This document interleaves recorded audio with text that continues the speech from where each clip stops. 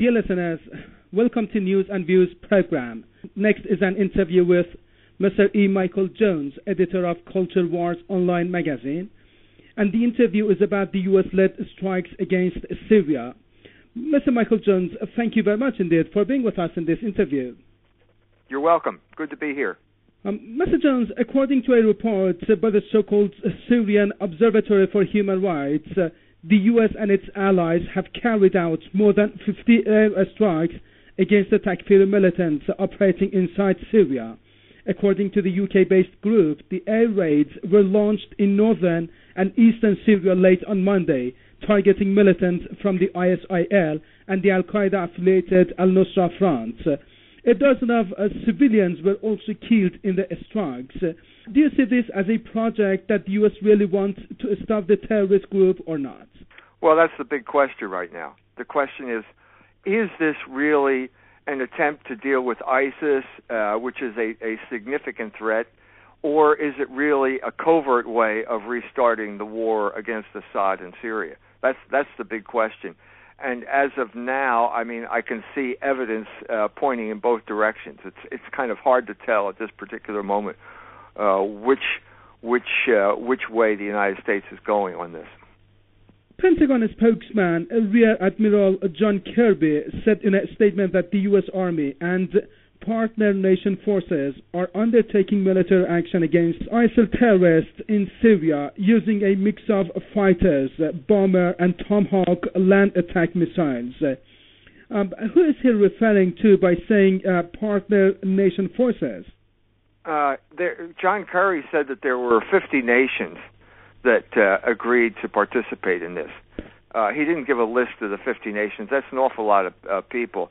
But as of now, all we're talking about are airstrikes. And the other significant factor here is that one of the nations not included in this 50-nation coalition is Iran, which is the one nation which probably could contribute the most in solving this problem. So if you put these things together, it looks as if the United States is trying to prosecute the old war under a new methodology. U.S. media reported that the Arab countries of Bahrain, Jordan, Qatar, Saudi Arabia, and the United Arab Emirates had joined in the attacks. What are they gaining from joining this coalition? What interests are they following, in your opinion? Well, that's the coalition that was put together to topple Assad. So the fact that they're being mentioned again lends credence to the suspicion that the United States that this is not a new threat. That basically we're using this new threat as a pretext for prosecuting the old failed policy that was supposed to have ended in 2003. The whole point of the attack on Assad is basically based on the fears of Israel. They see Assad as the keystone in the arch of Shia influence that extends from Iran through Iraq, Syria, and Hezbollah, all the way to Hamas in the occupied Gaza territory, in the Palestinian Authority territories in Gaza. It was the Iranian missiles that were proved to be the only really defensive measure that Hamas could take during this recent incursion in Gaza. So I think what we're seeing here is an attempt to restart the war under a different pretext. The Syrian Foreign Minister Walid al-Muallam said that Washington informed Syria's permanent envoy to the United Nations that strikes would be launched against the terrorists in the Arab country. But could it be accepted as a legal justification to attack another country without having UN Security Council resolution? Well, yeah, that's the problem. I mean, apparently Syria has agreed to this, but Russia is upset. Russia is now claiming that it's a violation of their sovereign territory. Russia was, of course, along with Iran, the major ally of the Assad regime during the recent war there. So yeah, it leaves all kinds of ambiguities and suspicions in its wake, and I think that these, we'll have to see what they do to clear up these doubts in the future. Generally speaking, Mr. Jones, is the U.S. sincere in its fight against terrorism? Is this a scenario really to fight terrorism, in your opinion? Well, if they were sincere, they wouldn't have armed these people in the first place. I mean, one of the really damning admissions that John Kerry made in his testimony before Congress last week was that he admitted that they had armed these people. They had armed the ISIS people. So it's hard. I mean, it's hard to claim sincerity when you're arming the very people that you're calling terrorists. Now, the question is, why would they do that? Why would they arm somebody who's going to attack them? Well, that's because they can't control the outcomes of their actions.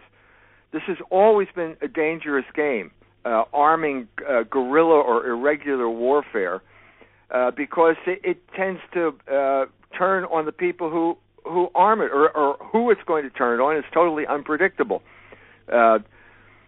Professor Liddell Hart, the famous English military historian, said that this was the case at the beginning of this campaign, when the English armed the Spaniards against Napoleon during the Napoleonic Wars. It unleashed over a century of civil unrest in Spain. What you have here are people who, I mean, first of all, there's a huge pool of people, Arab men, who have been displaced by all of these wars, beginning with the whole Israel takeover of Palestine, who've been living in these displaced persons camps in places like Lebanon. This is a pool that you can utilize to bring about your ends, but to think that you can determine how they're going to act after you give them the weapons, I think that's the whole fallacy behind this strategy. And I think John Kerry admitted that it failed. The United States is not instead of just dropping more bombs, I think the United States should take a step back and say, do we really profit from arming these people? I mean, the prime example of blowback, this is what you call blowback, would be Osama bin Laden. The United States armed him in Afghanistan to fight the Russians, and then suddenly he turned against the United States. So why should anything change? Why is anything going to change? If you keep arming these people, they're going to use their weapons the way they see fit, not necessarily the way the United States wants them to use them. And this is the whole fallacy, I think, behind Kerry pursuing this policy. He says now he's only going to give weapons to moderate whatever, freedom fighters, moderate Takfiri, whatever you want to call it. How does he know this?